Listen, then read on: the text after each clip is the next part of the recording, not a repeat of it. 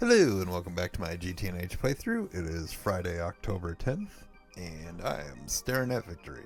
So, today was able to accomplish a ton of stuff, though if you'd asked me about halfway through the day, I would not have been as chipper as I sound about it, because it was a struggle for several reasons, which kind of run through the day. Actually, we'll hop over to this tower and kind of show where I started. So, when I left off last night, I forgot to actually show that I had crafted this, the actual controller block for this multi-block, but I did. I had this guy actually crafted like midday yesterday. The main struggle to get this multi-block crafted was all of the casings. The casings are really expensive, and because the main reason I was crafting this was wanting that Neutron accelerator over there, I needed to have the Mark 1 casings. Those are expensive, gone through it a couple times.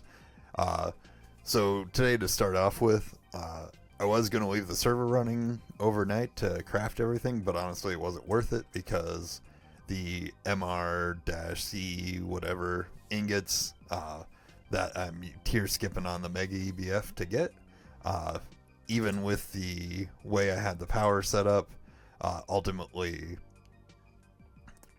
it kept running like slowly. It couldn't quite keep up. I tried to add a fifth like energy line or cable line to it to see if that would help the battery buffers stay full, but it honestly didn't seem to make a difference. It still slowly drained the power ultimately. So I did have to start off today with like nursing the Mega EBF through this. Luckily, that honestly didn't take too long because it was for 18 of those ingots. It took 140 something seconds. I can't remember exactly what it is, but honestly, wasn't too bad. And then the rest of the ingots I needed were all stuff that you would craft at, or all the stuff that smelted at LUV, so instead of ZPM. So I didn't really have to babysit it at that point. Now, once I got everything crafted, I did what I usually do if I don't know what's going on with the multi-block. I hopped over to the wiki. It had two different options for setting up this thing. I optioned, if you were looking at the wiki page right now, there's method 1, which is a little cheaper, but apparently can have some conflicts down the road. Not quite sure exactly what that means or like what conflicts. But I went with option 2. I'd rather spend more and not deal with conflicts later, because that just sounds like I'll be redoing stuff later on down the road. So basically, what we got going on top of here, this multi-block is, the lower portion of it is, the construction is pretty straightforward. Just basically casings, and then I threw the muffler hatch down here. I could have technically thrown it over in this corner, but I don't know. It's fine down there. Take advantage of the fact that this is inset a little bit. But on top, basically this entire surface from this row downwards are all different input buses. Now, I did go through and number this earlier, and I kind of did it in a goofy manner that I will probably go back and fix. I mean, it doesn't look the worst, but actually I might not need to fix it now that I think about it. But currently this row is basically circuit numberless or circuitless. Then I got 1s, a couple 2s, couple 3s on the other side, 4s, 5s, and then it just climbs upwards. I don't think I have any like 24s in a row, which I think that actually might make this perfectly fine. So maybe not. Maybe I won't have to go back and number this. But anyways, what's going on here is all these are input buses, and then down here, these guys are all input hatches, with specifically this guy being a quad hatch on the end.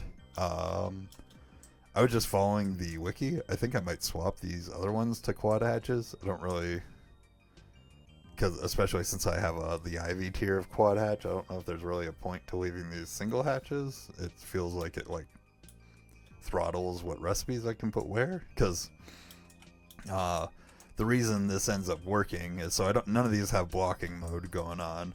But like, say I were to throw a recipe here that required both an item and a fluid, this center row is the main network where I can craft stuff from. So even though these are alternating colors, in practice, all like these orange could all be white as well. Like this could all just be the same color on top. It would just it would look a whole lot more clustered. So say I threw a recipe here that, I don't know, say a foil or like a cable where you need a foil, like a tungsten cable where you need a tungsten wired, whatever, plastic foil and some molten silicone. I would dump in here.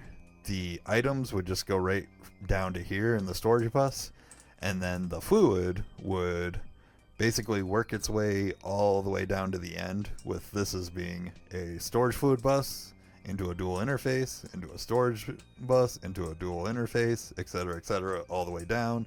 Fluid comes into here, recipe's able to craft. So once I got this set up, I was like, haha, finally. First thing I'm going to do is try to craft the Mark II circuit. This guy, high computation. So I've already had these guys crafted. Oh, there's a thunderstorm going on. Let me sleep.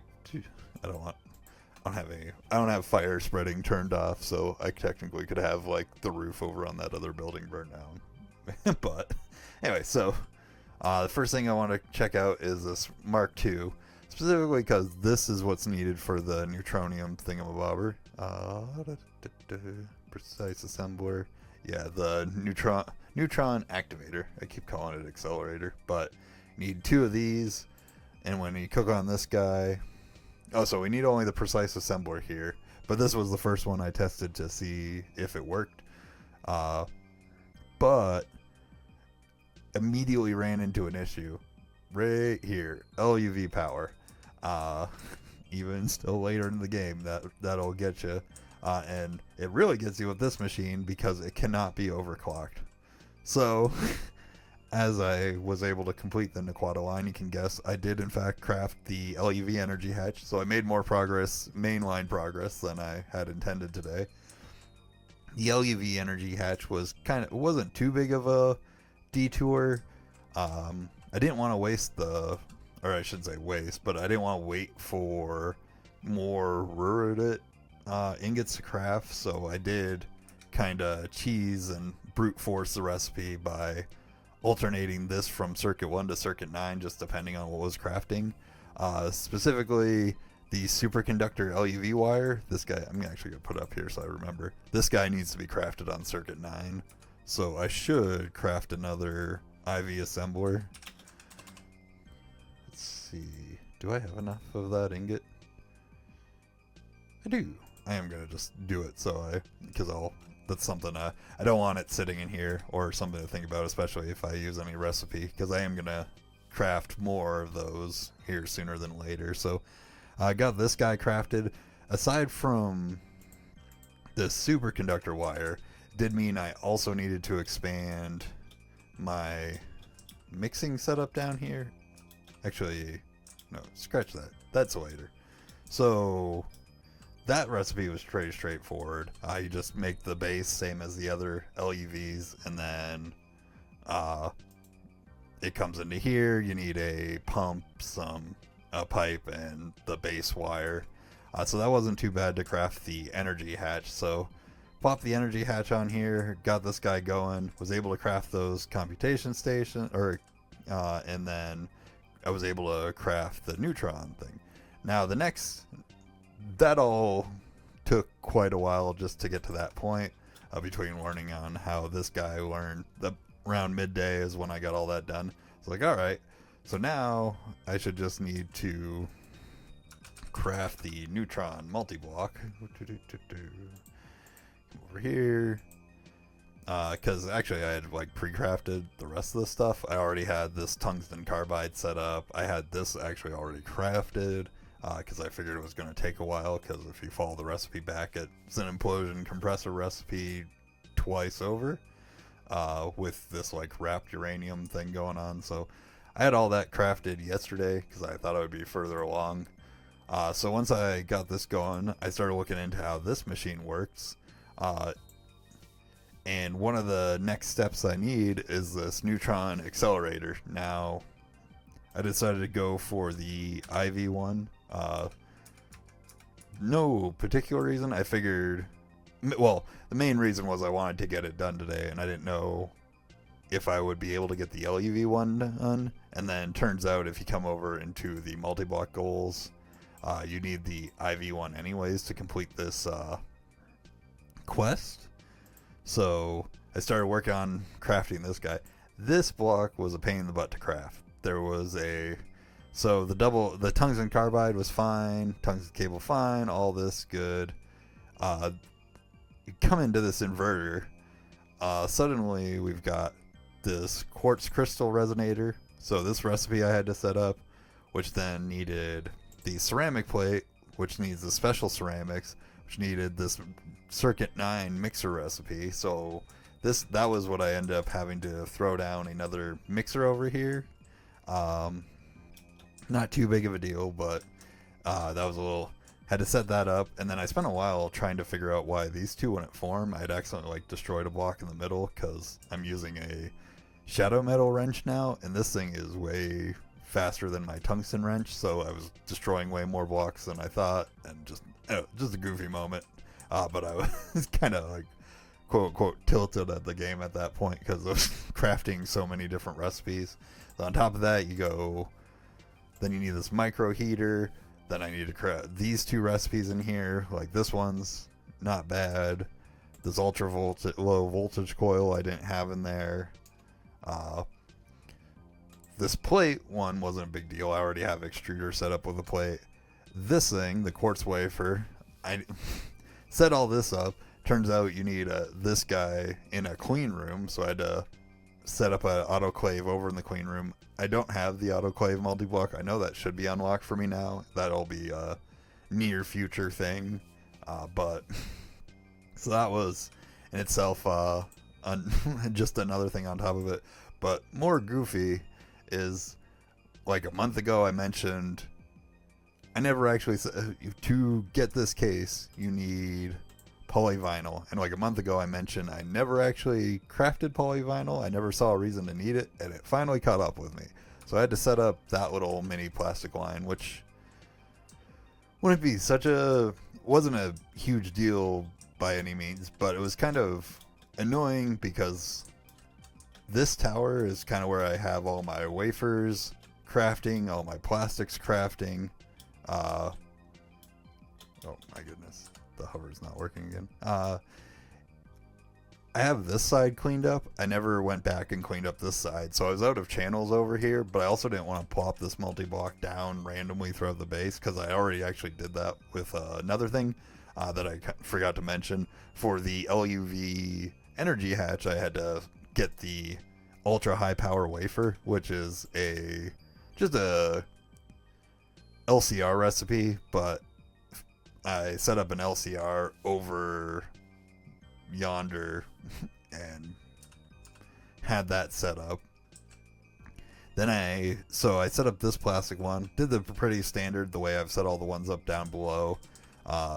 Input the ethylene and chlorine, gets us polyvinyl, kicks it over into this LCR, which then ultimately exports it to the super tank directly into a fluid solidifier. So I'm just by default having blocks. Why is this? Oh, item output. That's fine. And then this guy. So I temporarily ran another. Sorry for spazzing out there. Ran another P2P network over here. It's fine to use. I'm not worried about using like the actual mainline channels for this, because I do ultimately know I'm going to need more than just 2 main networks coming up to cover everything that I do in this building. I'll probably use 4 altogether. So this one will at some point be relocated down below once I clean up all the cabling down here and better optimize the channel usage. That way I can expand as needed. I also threw this LCR down. This was just for another random yttrium oxide dust. I needed this for one of the wafers. I think the special ceramics plate. If you follow it back, yeah, I need yttrium oxide and this aluminum nitride. So both of these had to be set up. Basically, the long story short, what I'm getting at is every time I felt like I was pushing forward in the game today, the game pushed back. This is probably like felt like the most resistance I felt in a while. Like where I wouldn't say tedious isn't the right word, but it felt like I was just like stubbing my toe over and over again trying to cross the finish line. But ultimately, we did get there. Was able to craft this guy. So this multi-block's pretty cool. It's I would say, put in quotes, it uses a new type of power, but ultimately it's just kind of, it is not that crazy, like complicated. Like it says it uses, if we were to click on it,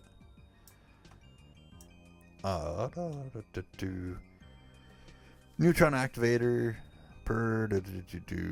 it uses kinetic energy, basically, is what the words I was trying to find. Uses kinetic energy, but the way you build kinetic energy is still by just pumping in regular EV. And then the EV comes into the Neutron Accelerator. This is the IAV block that gave me struggle to craft just because I was missing so many recipes, including the polyvinyl. Got this guy crafted. The kind of gimmick for this, though, is so you pump the EV in, you build up kinetic energy, but if you build up too much kinetic energy, this thing will explode, apparently. So you have this other block called the Neutron Sensor, which I got this guy crafted yesterday as well, because I was trying to get it done yesterday. But this Neutron Sensor, basically its job is you type in a value here of EV threshold, and this is the kinetic EV. And once this guy multi-block goes above that, this will output a redstone signal, and you throw a I'm gonna do this. Doesn't hurt anything. So this is what the block looks like from the front, but you basically just turn it to input, or like be facing the Neutron Accelerator. The Neutron Accelerator has a machine controller on it that when the redstone signal turns on, this guy will shut off, and that shuts down, or like stops the machine from building more. The only thing, it didn't seem relatively obvious, but if you're not paying attention, like all the recipes talk in MEV, whereas this is an EV on the here, so just make sure you don't type in like 215 and then never have it build energy. You do need it to be 215 million. But once it builds up, basically, then the recipe starts running. And then finishing out the Naquadah line from there was very straightforward. Like this detour to get this line done that basically started at the end of last week is, so this guy, we're inputting this Naquadah adamantium solution. It goes through its kinetic process. If you were to like pretend it gets like shot down here with kinetic energy, outputs dust as well as a Naquadah rich solution. The Naquadah rich solution comes over here. You mix it with some sodium hydroxide, and then it outputs P507, which I wasn't paying attention to the quest book that this actually recycles. So actually, I'm thinking about that now. This is, I could be doing this a whole lot more optimized, but I need to have an import bus to get rid of the solution before this machine shuts down because it's out of space.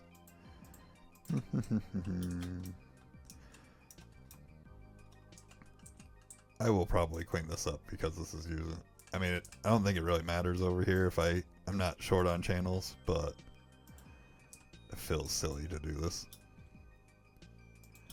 Import, and then we can throw a couple acceleration cards on here just to have it keep up, and boom.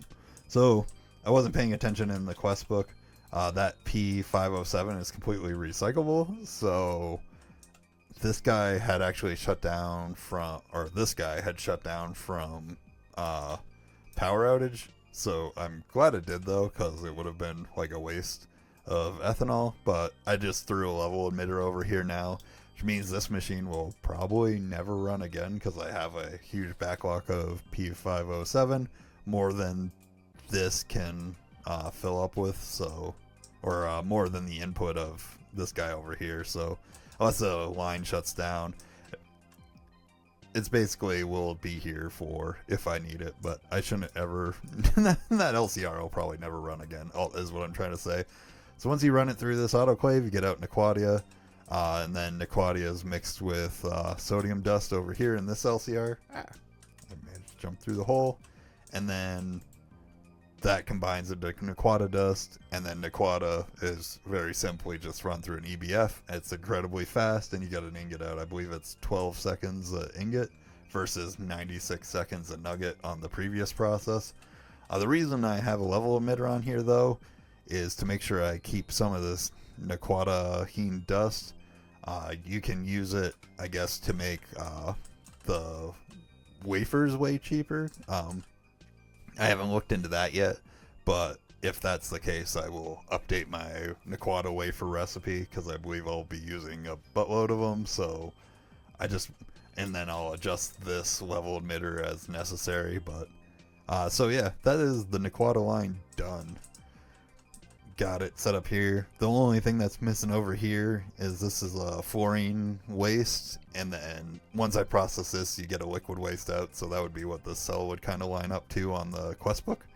Also, apparently something I did triggered that quest, because I have not actually done this, but it shows it complete now, so something I did triggered an auto-complete here, and I don't even remember it happening, but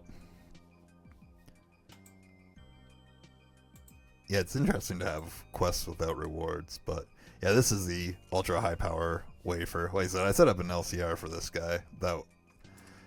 This was like first step in the day of the game pushing back, but that was pretty sweet. Did a whole bunch of stuff today, but ultimately, like I said, it was a good Friday, so to speak, of finishing out what I was working on. As for the weekend and future plans, I don't know if I'll have much time to actually play this weekend, but if I do, I think my main focus is going to be kind of not so much a pause, but I do really want to clean up this side of the building just to make future expansion easier. And then there are just a few random things that I haven't done that I've had available for a while. Here's my random LCR for the high power wafers that I set up. I set it up over here because I needed LUV power, was basically my reasoning to make those wafers. But over here is supposed to be the fluid solidifier. I've had this fluid solidifier crafted for a long time now. I think nearly a month. Yeah, the multi-block, and then I have all of its components crafted. I've just never bothered setting it up. So I'd like to set that up. So I'd clean up this side of the building, and then from there kind of decide where I'm going to push forward to next. I thought I crafted this, whatever. I think my next step will probably be to craft the tier 4 rocket, and then kind of finish that up over here on the IV book, but we'll see. I'm leaning towards this, but because that'll basically be the entire IV tab finished. Besides, I still haven't done this as well. I might do this over the weekend just in case.